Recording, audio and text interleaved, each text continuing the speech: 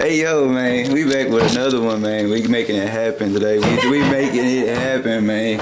And today we got this fucking man, the special guest, especially because what tomorrow is. But first, we got to make sure we can talk about who it is here, what we got going. This is the Enigma podcast. It's your host, Open Mike. Big Daddy Trey. Big Daddy Trey Wheeler in the building. Y'all know what's going on, man. Welcome to the Enigma podcast.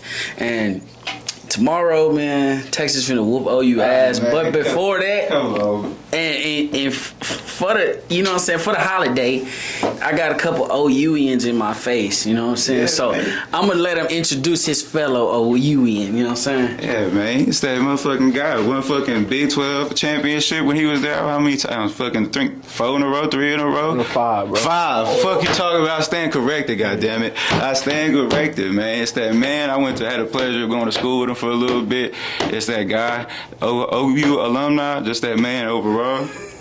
Hey, man, I'm excited to talk about my dog, man. See, you like the censoring people, man. That's your problem. Anyways, back to it, man. But yes, today is without further ado, Kenneth, man. Thank you, brother, for coming today, man. Appreciate y'all boys having me. Yes, sir. Especially right before the big game. Oh, yeah, you know it. Right before the biggest game of the year. We about to lay that... We finna treat y'all boys bad. They already know what's finna happen. Nah, for real. Oh, I don't know, man. Yeah, you baby, finna run it up for the little Hawaiian dude. Finna go crazy. Anyone, the little what's his name? The QB. I think he won. He look Hawaiian. He look like Hawaiian Mexican, something like that. Dylan Gabriel. There you go, Dylan Gabriel. I think he is Hawaiian. Yeah, something like that, Polynesian or something like that. Yeah. But yeah, y'all, they look good. I like Texas beating what's it called was nice, but other than that, nah, we finna shut that shit down, Ken. We finna shut it down. I got a question. What the fuck is Polynesian? Polynesian? Is that a race? No, I think it's all of them together. I think it's like shit, Hawaiian. I shouldn't speak on it, but shit, I think it's Tongan, Samoan. Yeah. Okay. Hawaiian, everybody. I think it's everybody. Man, I thought that was a together. sauce, bro. Chick-fil-A. Yeah, it hit. Set it off too. Yeah. Nah, man. So tell the people, you know what I'm saying, about yourself for the people that don't know you. Feel me? Shit, yeah, bro. I'm from Fort Worth. Ball player my whole life. Yes, sir. Ended up going to Oklahoma. Sadly, you know what I'm saying? He said like he just wandered on my heels in Oklahoma. He just wandered on there. Yeah, did a little something there for a while, bro. Now I'm a working man, businessman, so still trying to make a move, switch avenues, but same grind, bro, same intensity. So Yes, sir. that's really all it is to it. Yes, sir. And you went to the Oklahoma University, you know what I'm saying, played D-line. You did what, 4-5? Yeah, I redshirted my freshman year, so I got 5 seasons I was there, but 4 seasons I played. And y'all 2015 and y'all won 2019. the, what, Big 12 every year? Yeah, every year I was there. That's what I'm saying. Jeez. I've been an OU fan my whole life, fam. That's one of the best runs we had in the law. That was, one of the ones, besides never actually winning some shit, getting right close every time. Yeah. It's still like we did. Because other times we didn't get close instead of, 08 when we lost to Florida. I say we, like I went to that up. But lost to Florida. Sooner Nation. Yeah, man. Good. Yeah, dog. But, yeah, bro, it was a crazy run, man. And before I even got there, bro, we went 8-5, so... Making a decision, everybody knew who Oklahoma was, but it wasn't like we was just hot already. And they was building something when I got there, and it just really took off with my class. We followed in line, bro. We had some good coaches, prime time players that's playing right now. Everybody favorites your favorite guys. Yeah. I had amazing QBs around me, good guys, that's personally like good human beings, but amazing players that came through there, bro. And I'm watching them now, so it's beautiful, bro. Yeah, that's great. Like we went to school together for a little bit, and you was a big fella then. And then so to see like you go to there, and obviously the training is going to be up, and like to see how big you got is like. Yeah. But even at Burleson, they did a pretty good job with the football though. They kind of had y'all like they had a good facility, they had a good thing. But obviously they always talk about the level, so you go up and then you play there because football is such a small percentage of getting in, especially to the next stage of going to like the NFL or whatever. But from high school to college, that helps because there's so many colleges and shit like that. But to be at the top ones, to be at the OU. And so that's what I was saying. So from going to them trainings, what was like? Did they gave you on like a food plan? Like what was all that like? Oh yeah, that whole process. It was crazy, bro. I mean, I was adjusted as far as hard, intense workouts. And like you said, Burleson, they knew what they were doing. I mean, they won state in powerlifting in Texas. That whole weight, man, that's it's crazy. So I had a great strength program. I was never the strongest guy on the team though, especially like coming from Crowley, bro. I think I was 185, 190 when I showed up to Burleson. Yeah. I wanted to be a hooper. And you got to, we had, at the time, we had a good strength program, good enough to do it, but Burleson was top of the line. So it was like, it really put me in position as far as being intense and knowing hard work and knowing what that is year round. But Oklahoma is like, man, you can't compare it. You getting a different experience. You getting ready. They gonna get you ready for whatever that's gonna happen on the field, bro. Whatever. I mean, that's just what it is. And if you buy in, you're gonna see the changes in your body like crazy. Like I'm saying, you got no choice but to start, you know what I'm saying, getting in the mirror like, oh, right. shit, like, I'm ready. I look crazy. So, exactly. They do it. They do it every year. I had one of the best strength coaches that you can even hear, like the best name. He's called Coach Schmitty. And y'all probably heard his name a couple times, but I mean, you get under Schmitty, you go through his program. You now Schmitty built. I mean, that's a phrase we call it. I mean, that means you really know you ready for the fire. And shit, it put me in position to do great things, bro. All right. So the question: if it wasn't OU, where was it? That's what's crazy. So making my decision to Oklahoma was like spur of the moment. I'm not a spontaneous person, so I like making calculated decisions and taking my time. I like sleeping on it. Like if I got a hard decision to make, I'm gonna give it a couple of days, you know. But I had intentions on taking all 5 of my official visits, and it was my junior year, so I had to wait till the next season to take my 5 official visits.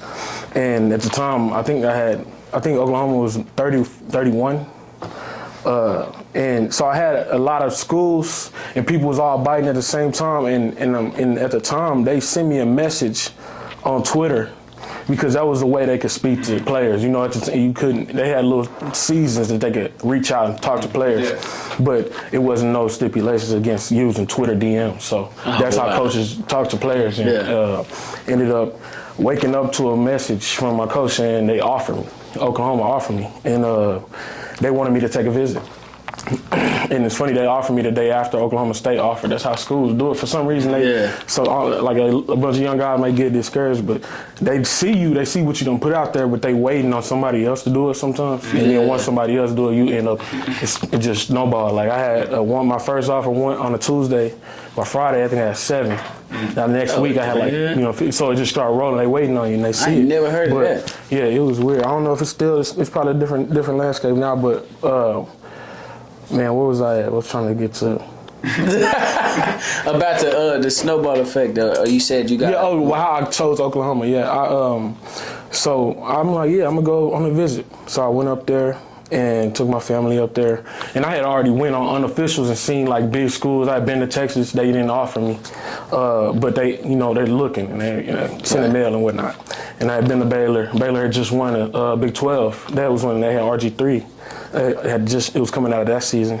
Sean Oakman, all those guys over there. That's a big motherfucker. Oh my! I went there, it was tournament. I was loving it. Like I'm seeing big schools. So, but I'm saying this to tell you that I went to Oklahoma. I didn't see anything special that blew my mind. We see the campus. I think we went to Buffalo Wild Wings, and I ate some food with my coaches. I'm chopping it up. Yeah. On an unofficial, I'm in the hallway in the academic center. I still remember the whole moment.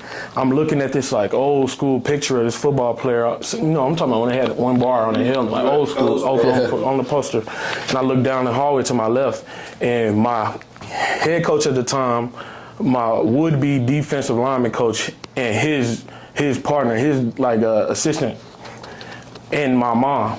All 4 of them was down there cracking up, like laughing hard. I don't know what they talking about. They was like enjoying themselves, and it was just like a moment where I was like, man, this is like everything going well, and I feel right. Like I feel right. Yeah. I looked at the picture for a little bit longer, bro. I walked right down there to my coach. I was like, y'all want to commit?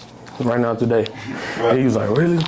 Hug me, pick me up, all this shit. He was a big ass dude. And everybody was happy because they didn't expect that. They expected me to leave and they continued scouting me. And, you know what I'm saying? And I ended up just making the decision to go there. Maybe they didn't. Maybe they thought, you know, they was going to do enough if they got me up there to commit. And I ended up doing it.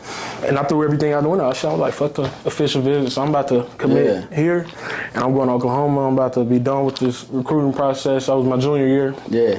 So I was ready to be locked in and focus on actually performing my senior year, get it out the way. And then, you know, that's how it was. Ended up committing there, and then... You think it's like some distractions for some of these senior kids to be having all these options going into the year? Absolutely not, bro, because you want to explore your shit. Like I said, I made mine where I wanted to, a decision that I thought was right, and I trusted that. But everybody else's process is different. Like, you want to get out there and see and get in front of these coaches and see that, you know, make their experiences. Because official visits, they fun, bro. I hosted plenty official visits while I was at Oklahoma. Like, they used me to, you know, recruit people because I was, you know, I had the experience and I knew what people wanted to see, and I was going to show them the real. But that, as far as experiencing that, I didn't. But I think a lot of people should probably go see, go have that fun, and you know, even like so. Like for you played both sports. You're a double athlete. So because you didn't play basketball your senior year, was it because you was already committed? Like, is there a clause or something like that? If you commit, you can't play another sport. I did play my senior year. I didn't play my junior year.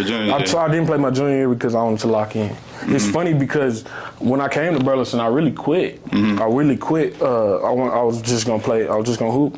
Yeah, you did. I was just tired of it. You know, it's a grind, bro. The whole year, football, it's a grind, bro. You gotta love it. You gotta be in love with it. And I didn't think I was at the moment. I had just transferred. Me and like 4 of the homies, and one of my cousin, we all planned to transfer to Burleson and play together. And when I made the decision, it was like, man, you're not gonna play. So my cousin, he asked me, he's like, everybody guilted me. My pops even called me. My pops, he was stiff, you know what I'm saying? He never gonna, you know, show nothing on the phone. Or he's like, he felt, I could tell he felt the ways I was done playing. So I'm like, man, I'm gonna get this shit one more year. Played that sophomore year. Did well, shit. We ended up, bro, losing. I'm talking. We went 0-10 at Burleson. Oh yeah, I remember that. Oh yeah, it was terrible. We had a lot of starting sophomores and whatnot. That next season though, we turned around, we went to playoffs. It was nice. Everybody's good. But that next season though, I was like, shit. I said I was gonna play when I'm done. My cousin was like, and it was my junior year.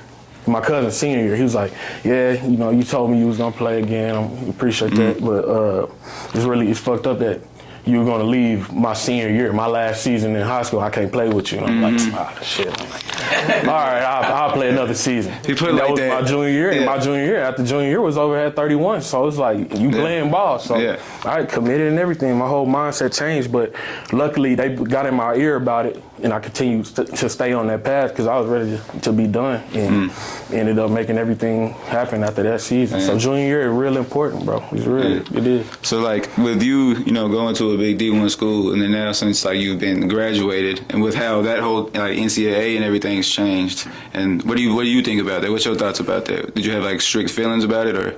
As far as as of like the people make so they can like buy players, bring players over, all that type of stuff. Some people have like real strict like you know, like that's not good. You know what I mean? Because I get you now like what? Because didn't Deion bring to Colorado that whole team he had over there essentially, and then all of those kids just got dropped like after that. Like where do those kids go? You know what I'm saying? So it gets a little. I don't know if it feel like it get a little dirty. Maybe it could. If not, I mean I don't know what it's like. I don't feel no ways about it because this was something that players was vouching for too. It wasn't like they just forced it on nobody. Right.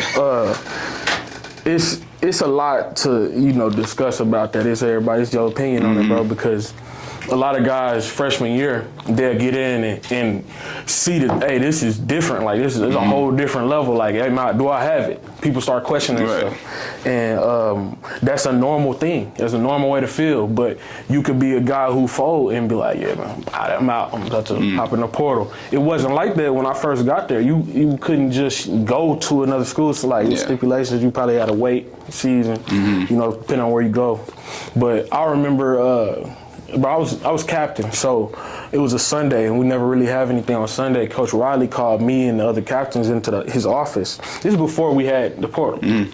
And he's like, everybody, it's about to be some change that happens tomorrow. He talking about tomorrow, like it's about to change, and I want you guys to be ready for it. I want this team to be ready for it. You know, let's make the right adjustments. He was like, so he asked me a question. He called me out in front of everybody. He was like, hey Kenneth, he's like, your freshman year, if you had the opportunity to just go anywhere, what would you do?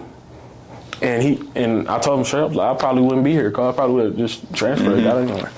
Cause it was tough, but it was hard. Like, you playing with guys that's a lot older than you that's been in these types of programs for years now. And I'm a lineman and shit, so. So I was like, yeah, I'll probably be gone. He's like, see, this is what I'm talking about. Tomorrow, that guys are gonna have that opportunity. They're gonna open up the transfer portal, and it's gonna make a lot of people get tempted to leave and take off because it's the ease of access there. And so we got around the young guys. Luckily, when I was a freshman, so somebody got around me, told me the same thing. It was like, for me to hear that, you know, you had it rough, it was tough for you to adjust your freshman year, and you see what you're doing now as a senior. I'm like, all right, yeah, I'm cool. And ended up, you know, preaching that same message, but bro, it benefits a lot of people. I mean, especially these quarterbacks that's behind, you know, primetime guys, and then they can transfer right over with ease and make an impact the very next year. So I think it's good for the sport. No, yeah, for sure. Yeah, for sure. I just never knew if it's always like people who are like super, like obviously like, we watch football all the time, but I'm not like a football like, you know, like I guess head, you know, without lack of better terms or whatever. So I just didn't. I thought I'm like, hey, that shit hard. I mean, that shit's. I mean, because my thing is like, what if you go, even like college players not getting paid, like, or getting paid? What if like you don't? All right, so you're not getting paid. Back at the time, you don't get paid. You the next best thing, and then you go, you play 1 year, and then you do it. You get an injury that breaks. You can't do anything ever again. Rather than being able to, you know, at least get some money for it, and then being able to potentially like. You know, what's that kid, Archie Mann? Is that did he get some good money? So somebody, one college player that got a decent amount of money. But if you didn't, you can go out there and hurt yourself, and you're sacrificing your years in that way to an organization that's making millions of dollars at the ticket sales, all this other stuff like that. So when I seen them getting money, I thought that was pretty cool. I thought that was dope. I think they deserve that shit. I mean, special athletes. You prime time, like top of the world class athletes. Like you deserve that shit. That's, like you said, the work that go into it. I remember going when I went to Burleson, and they made us with the basketball players work out with football for a little bit, and y'all had what them 720s or something like that. Oh, 720 workout. Yeah, something like that. I went in there and that shit was crazy. I was like, this shit. I was like, yeah, they be working out for real, and it was different there. And even the coaches, even compared to Crowley from Burleson, the coaches actually care. I feel like they try to like push you to the next thing, you know what I mean? Because I mean, think about you, and then after that you got Cody Rusty, who's, you know, saying big in football still, and then there was a couple kids that was even a little younger that had like talks, and then in Crowley there was no one ever like that. You would never have someone getting talked to. Like that was never a thing that I heard. Even when I went back, I never heard nothing like that. Yeah, I started hearing it. Crowley, they started turning it up, bro. Especially after I left, but I mean, it's. I feel like you can never really tell with this, bro. I always know a guy who should be getting some looks and he not getting them. Yeah. And then there's always that guy who is getting them and shouldn't be. So it's some shit you can't really escape. But I agree with you, bro. You're definitely right on that. But it was a difference. Yeah. They they didn't have NIL yet when you played, right? No, they had it the year after I left, I believe. That's right. Yeah. And they got rid of NCAA the year before I went to college. Y'all remember NCAA? The game? Yeah, that was hard. I missed out on it. As soon as I got there, they got rid of it. Everybody complaining about not getting paid. I didn't give a damn. Shit, I was just trying to be on the game, but you could update it. Did they pay them for being on the game? They didn't. So that's why they got rid of it. But I think they're bringing it back. Now, because now they're getting, now you're getting paid. You got potential to get. Yeah, you know. I believe. Yeah, they probably bring it back now. Probably everybody get paid. You know what I'm saying? A little something for probably being on the game since they got NIL. Yeah, they probably will send them out a little check for it. Yeah, definitely. So tell us about the life after football. After football. Yeah. Oh, bro. Jesus. Bro, you got to think how long I played. I played since I was 4, so it was who I was But I knew I had to take care of business, and that's always gonna come first. So, after I graduated, so I tore my ACL my senior year, like 4 games before the season ended. I kept, I trained, and when I got back to full recovery, but this was like prime of the pandemic where I was ready to go, like right when I was like cleared to play, and they wasn't giving nobody shots. We didn't really know what we was dealing with. This was like when you couldn't even get toilet paper. All the toilet paper was gone for some reason, so everybody's confused on what's going on, bro. It was stay at home order.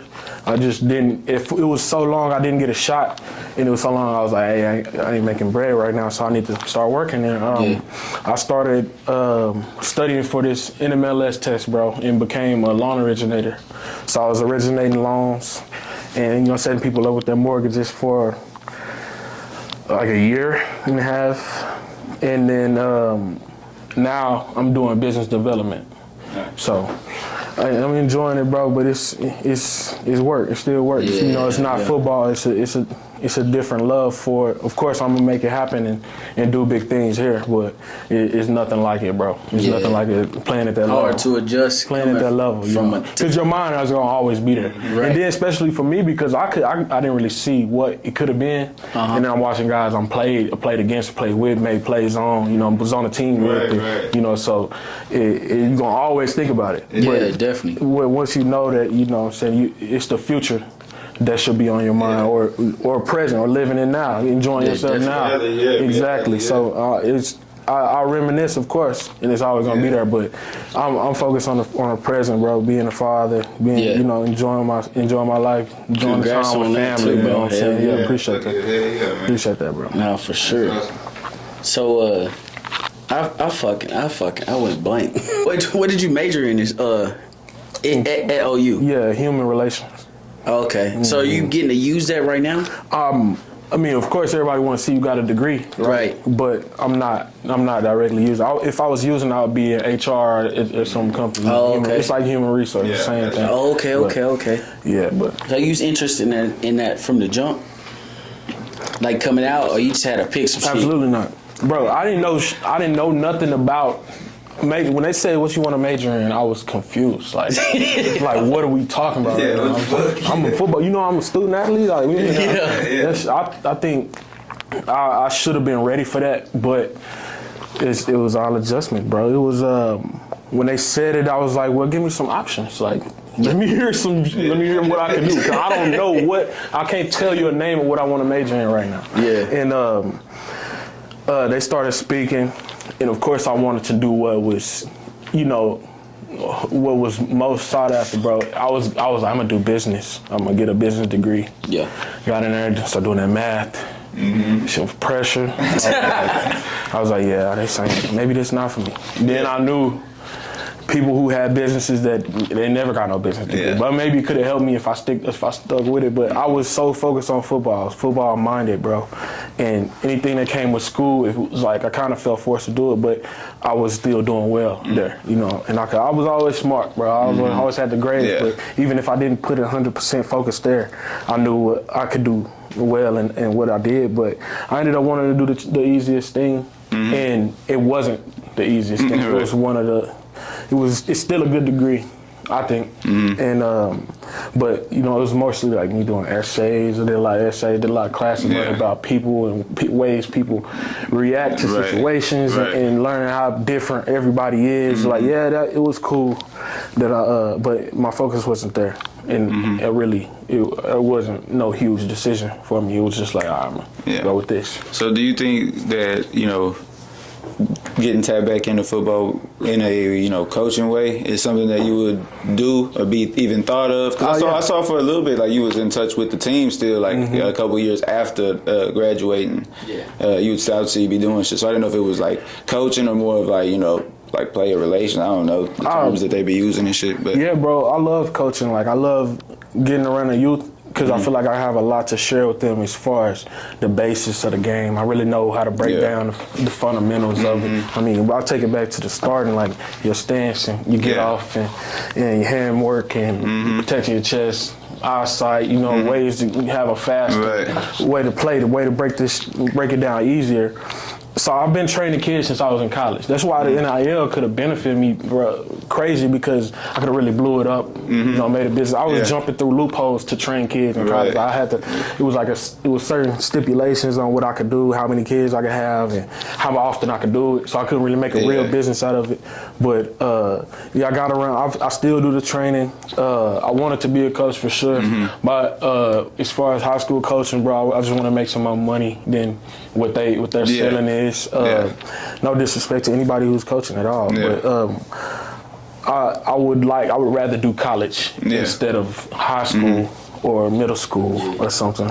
But my biggest thing, bro, was wanting to make bread and stay in the DFW, because I could go, I have options to go lead a state, whatnot, but it's nothing for me nowhere but DFW, so I'm a family oriented dude. So that's beautiful, dog. It's definitely needed here. Definitely needed with all the shit. Like even said what you said about like Crowley, they're putting so much money into Crowley, all this, the athletes. There's these kids are talented, and they need even just older people to guide them and be like, nah, man, like, don't worry about this, and not even in a way, like you said, that's where the human relations parts come in. It's because like, if you don't, you can relate to the kid in a way where it's like, I'm not even trying to like tell you what to do, but like, you know what I'm saying, like cultivate them in the right way, to where it's like you're not being them, hey little boy, you shouldn't be doing this shit, or whatever the case may be. Be like, hey bro, you know what I'm saying, you can steer them in the right path. You know what I mean? That's a big thing, especially in the DFW, because we gotta do it here and go outward. It's always, we want to help elsewhere, other things, but we gotta do it from here. Right. And grow out. I got plans, bro. I got big plans, and if I ended up going to the league, bro, I think I was gonna do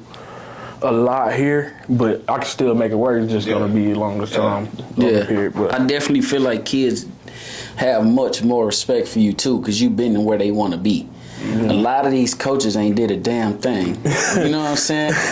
And they got so much to say, which is it's crazy to me that kids can be taken and coached and molded. And I know coaches that done fuck kids up. That had they got a big influence on kids' career. You got to be lucky to get around a right coaching especially high school. Group. Because I mean, early on, everybody can be strayed away from something, especially with somebody like a coach who should be a leader for promoting your growth. Ball, everything. You know what I'm saying? That's damn near. It's as close to a parental figure you can get. Besides like a teacher, it's all the same thing, because you're around somebody daily, and y'all trying to achieve something, y'all trying to achieve success together. So it's always going to be a grind. It's always going to be a journey with things that need to be addressed. And if you with somebody who don't really know how to do that or take you there or lead you the right way, then you know what I'm saying, it's not gonna go well for you. So you're gonna want to quit. You're gonna want to leave to go to another school. So the only kids that end up with coaches like that, the only kids that are successful, the ones that had the right people behind them, or telling them the right things outside of their coaches, your parents, and then people that were they're friends with, whoever is influencing them. So So you still coach? You still training kids? I still now? train. Yeah, I got my own business, ground up training. And it's really I'll pull up over there. I'll make it easy on the parents and pull up wherever they are, get a feel, get my gear out, and then it could, one-on-ones. I'm doing group sessions. I'm going to Oklahoma in a few weeks. Oklahoma, I have a lot of business out there, clients out there I work with. I'll work with organizations like some Pee Wee teams. I'll take them through some of the things, and then teach some of their coaches, some keys that I've learned. And some of the stuff I'm telling them, bro, they're not even going to hear in high school. They're going to, because it was stuff I wasn't introduced to. It was like things I came into college or after college, when I really got the context to, to see the right type of work. But yeah, bro, I've been doing that since then, and still making it happen. But tell them how to get a hold of you. Oh, bro. Get the kids, your little brother, your little cousin, you know what I'm saying, nephew, everybody. Facebook, add me on Instagram, and DM me, message me. I ain't gonna put the cell on there. Don't put the cell on there. But hit me on the socials. You just message me. I'm always looking. Linked and I got everything. my phone, businessman. I got my phone on me at all times, and any day, any hour. So, yes, sir. We can make it work like that. Yeah, we'll have them all linked in the description and stuff on the Instagram. Y'all follow enigma.tx for more info. You know what I'm saying? Y'all hit the man Kenneth up. If your kid needs some jewels, he needs some new shoes, new ankles, you know what I'm saying? He gonna get them right. You know what I'm saying? If he got them stone hands, then we can fix that. You know what I'm saying? But nah, man, I appreciate you for coming on. Real talk, absolutely, bro. dropping some gems on the Enigma podcast, sure, man. No, appreciate y'all boys having me, bro. Yes, sir. Thank y'all for tuning in. Y'all like, comment, subscribe. Peace. Hell yeah.